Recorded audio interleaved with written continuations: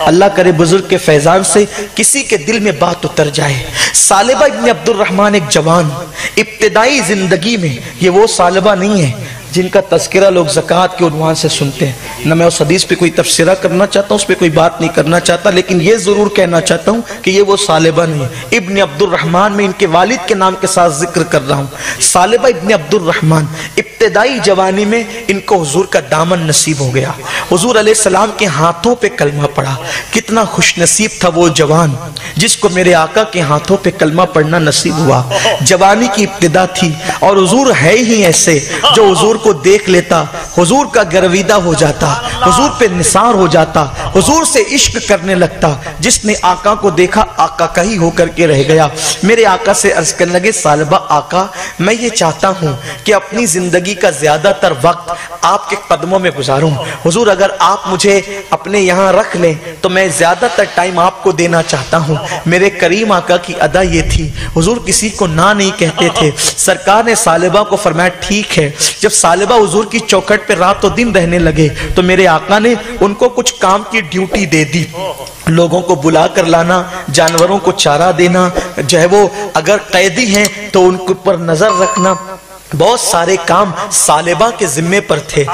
ابھی تربیت کے مراحل مکمل نہیں ہوئے تھے، ابھی تربیت کے ایام جاری تھے، تربیت کا سلسلہ جاری تھا، ابھی تربیت کی تکمیل نہیں ہوئی تھی۔ ایسے میں ایک دن میرے کریم آقا نے ثعلبہ سے کہا، اے عبد الرحمن کے بیٹے جاؤ اور جا کر فلاں کو بلا کر کے لاؤ۔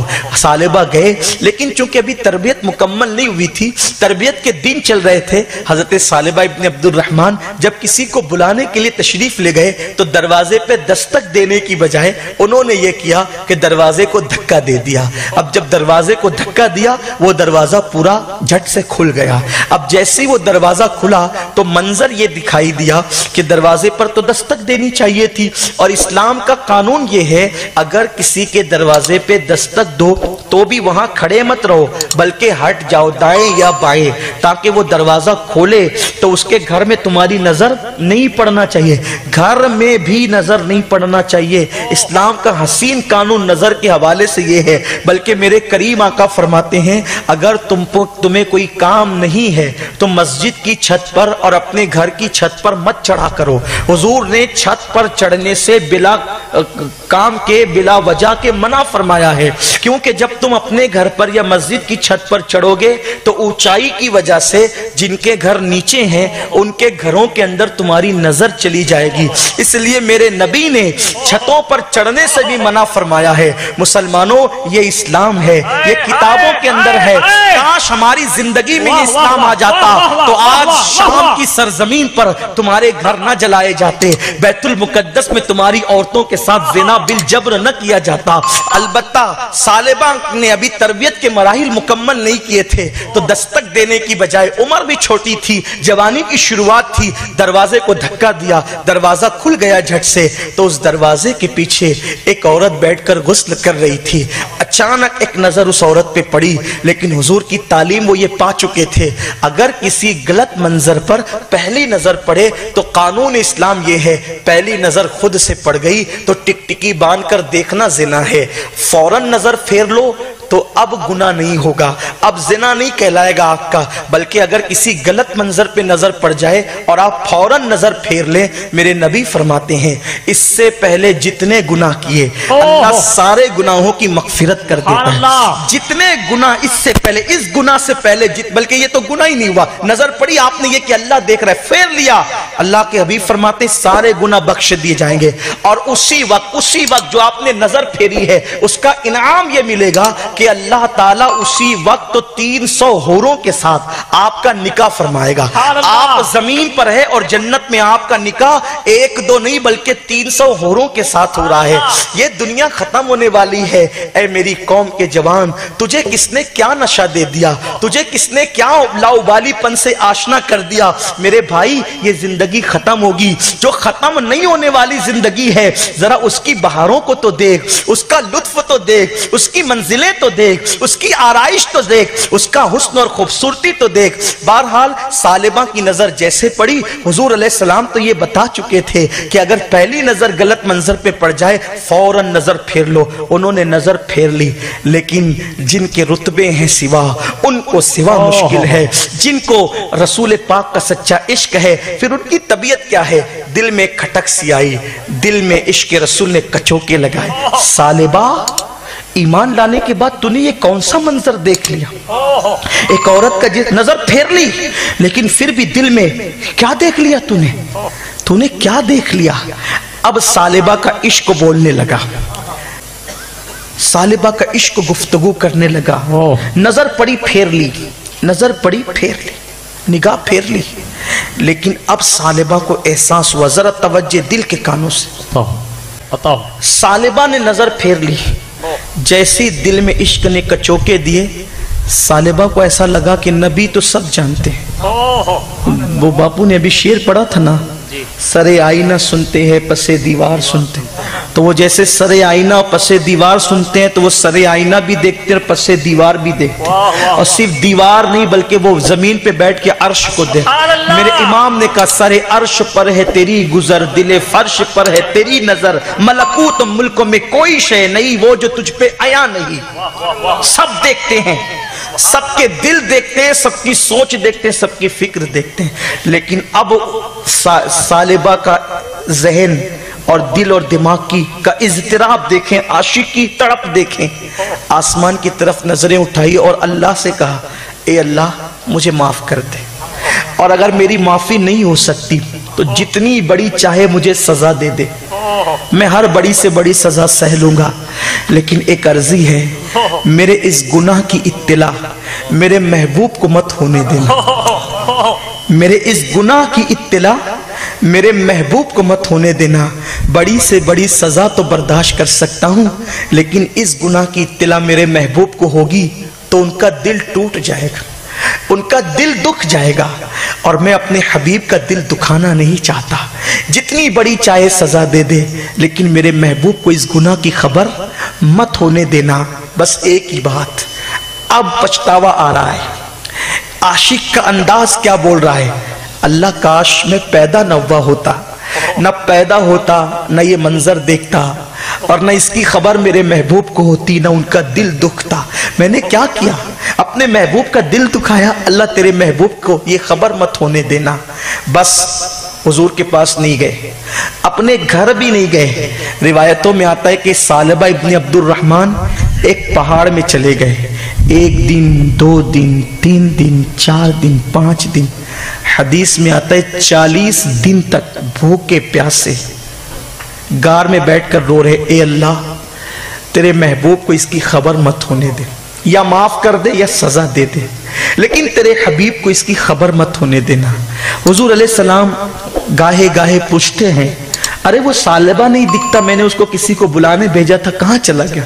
साहबा कहते, आका उसके घर वाले भी कोई रिपोर्ट नहीं दे रहे हैं, कोई कुछ नहीं बता रहे, आका पता नहीं वो कहाँ चला गया। 40 दिन के बाद हुजूर ने फरमाया, ऐ मेरे साहबा, खास तौर पे फारूक आजम को और हजरत सलमान फारसी को, उमर जाओ, वो सालिबा पहाड़ में बैठा रो रहा है गारों के अंदर, उसको बुला करके लाओ। ये है आशिकों की तबीयत, ये है आशिकों का अंदाज। एक ना करदा गुनाह, ना करदा गुनाह, गुनाह नहीं ना करदा गुनाह, क्योंकि पहली नजर पड़ी तो फेर ली ना करदा गुनाह। सालिबा इब्न अब्दुर्रहमान 40 दिन तक न खाया न पिया न सोए, रो रहे हैं रो रहे हैं रो रहे हैं, और एक ही बात, अल्लाह मेरे महबूब को खबर मत होने देना। सुन्नियों, गुलामी रसूल में मौत भी कबूल है का नारा आसान है। रोजाना कितने पाप करते हो, और इन पापों की खबर हुजूर को नहीं होती। हुजूर के दिल को कितनी तकलीफ पहुंचती होगी। अक्सर मैं अपने भाइयों को कहता हूं, ताइफ की वादियों के पत्थर हुजूर को उतनी तकलीफ नहीं पहुंचाते जितनी उम्मत के गुनाह हुजूर को तकलीफ पहुंचाते हैं। कानों में एयरफोन लगाकर जब हम गजने और गाने सुनते होंगे, क्या गुजरती होगी हुजूर के दिल पर।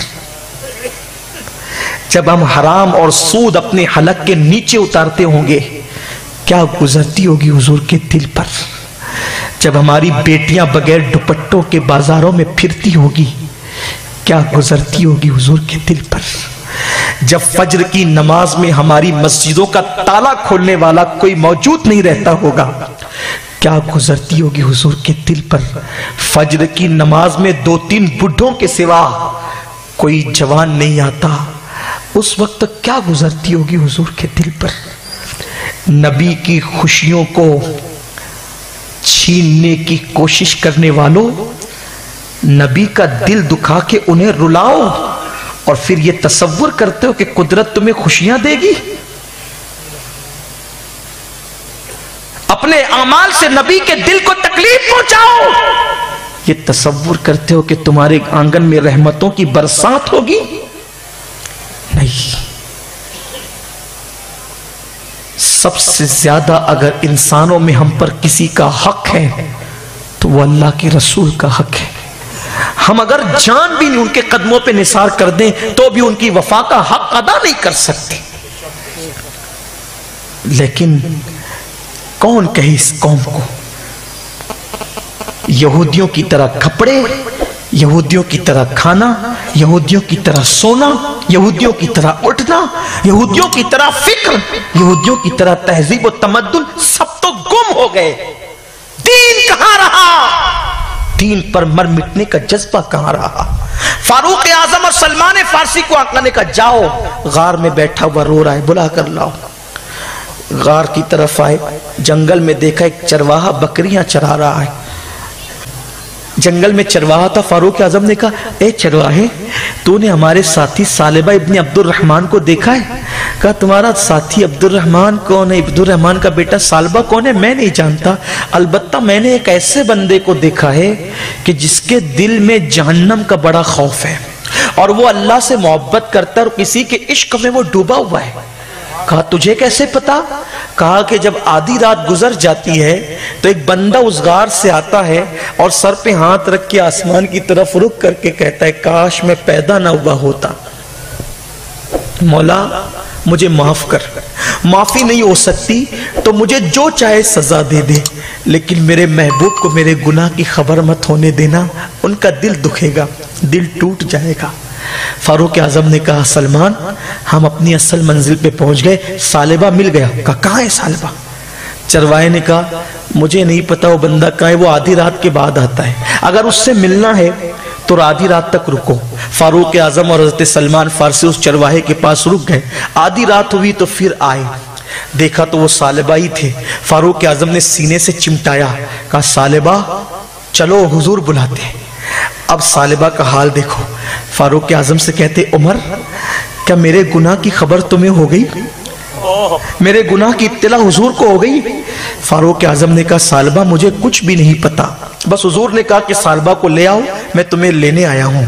اب ثعلبہ کہتے ہیں عمر حضور نے بلایا ہے، انکار نہیں کر سکتا، لیکن ایک احسان مجھ پہ کرو۔ کہا کیا؟ کہا کہ میں حضور کا سامنا نہیں کر پاؤں گا، کیونکہ میں نے اتنا بڑا گناہ کر لیا ہے کہ حضور کا سامنا کرنے کی میرے اندر ہمت نہیں ہے۔ ایک کام کرو، جب حضور نماز میں ہوں گے نا اس وقت مجھے لے کر کے چلنا، تاکہ حضور کی بارگاہ میں حاضری بھی ہو جائے اور حضور کا سامنا بھی نہ ہونے پائے۔ عمر میں ایسے آقا کی بارگاہ میں سامنا نہیں کر سکتا۔ حضرت سرکار نظمی کا وہ شعر مجھے بہت تڑپاتا ہے، قبر میں سامنا ان کا کیسے کروں گا میں، اتنے قریب سے حضور کا سامنا کیسے کریں گے؟ ثعلبہ کہتے عمر مجھ پہ احسان کر، جب حضور نماز میں ہو تو لے چلنا۔ ٹھیک ہے۔ انتظار ہونے لگا فجر کا، نماز کا وقت آیا، تینوں چلے۔ حضور نماز پڑھا رہے تھے، جیسی مسجد نبی میں ثعلبہ نے قدم رکھا حضور کی آواز کانوں میں آئی، چیخ ماری اور بے ہوش ہو کے زمین پہ گر پڑے۔ نماز مکمل ہوئی، آقا نے پوچھا عمر ثعلبہ کا ہے؟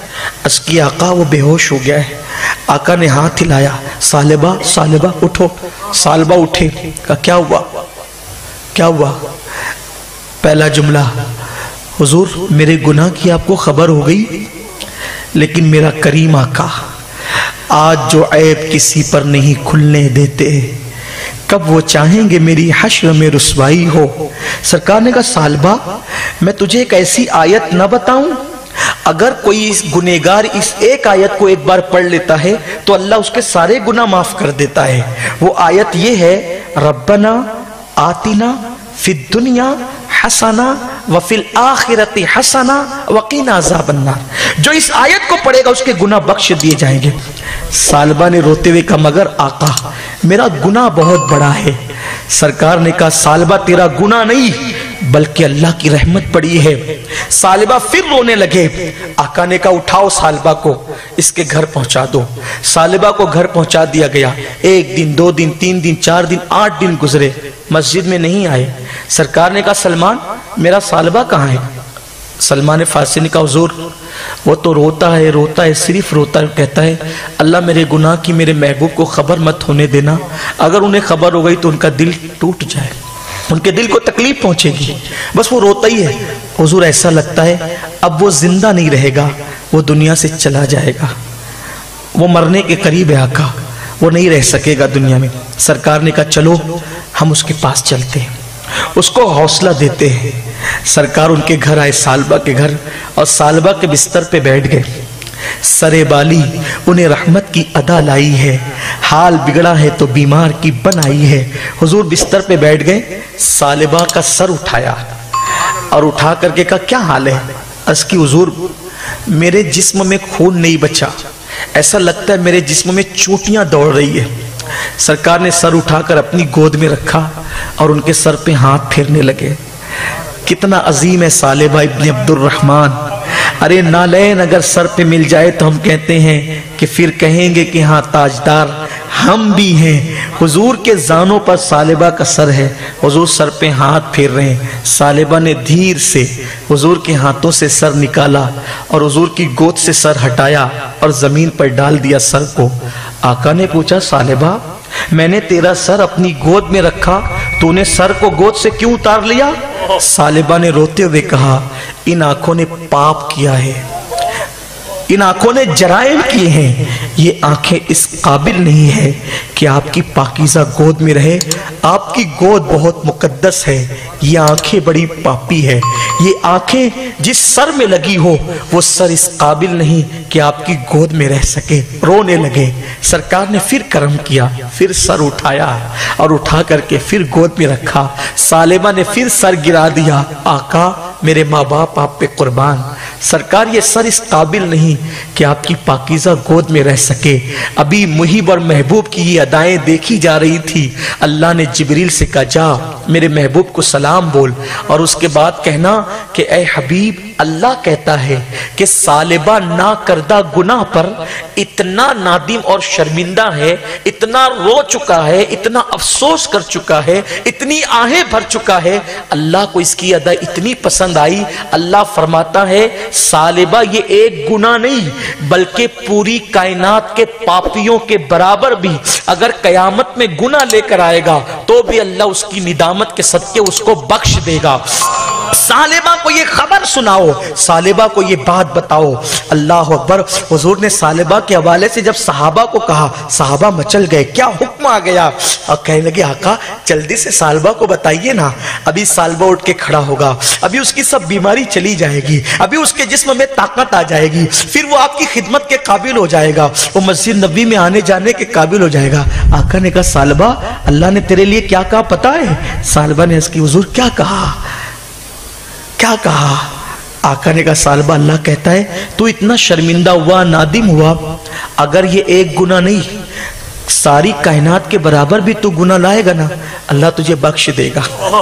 लोग तमन्नाई थे अभी सालेबा मुस्कुराएगा, अभी सालेबा खड़ा होगा, लेकिन वारे आशिक तेरी तबीयत तेरा अंदाज, जैसे ये सुना चीख मारी और एक जुमला कहा, मैंने क्या किया, यार ने क्या किया, मैंने क्या किया और उसने क्या किया, मैंने खता उसने बख्शिश, और एक चीख मारी, जमीन पर हमेशा के लिए गिर पड़े।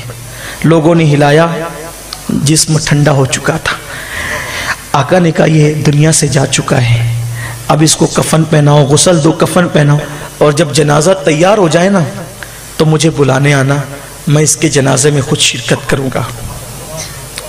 गुनाह पे शर्मिंदा होने वाले आंखों की हिफाजत करने वाले, गुनाहों पे आंसू बहाने वाले, निदामत का इजहार करने वाले, हुजूर के इश्क के साथ वफा करने वाले कितने अजीम होते हैं।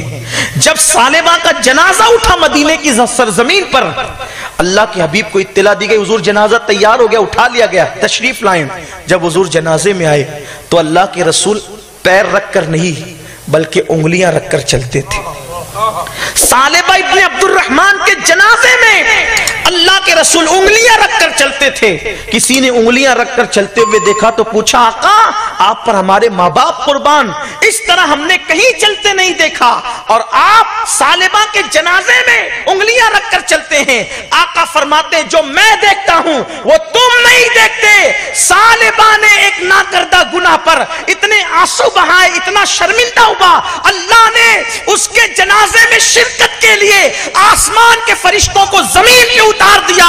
मदीने की जमीन फरिश्तों से भर गई है, अब पैर रखने के लिए जगह नहीं है, तो मैं उंगलियां रख करके सालेबा के जनाजे में चल रहा हूं। ये है उन लोगों की जिंदगी जो गुनाहों पर एहसास करते, नादिम होते, आंखों की हिफाजत करते, छोटे से गुनाह पर बड़ी बड़ी रब की बारगाह के अंदर फरियादें करते हैं।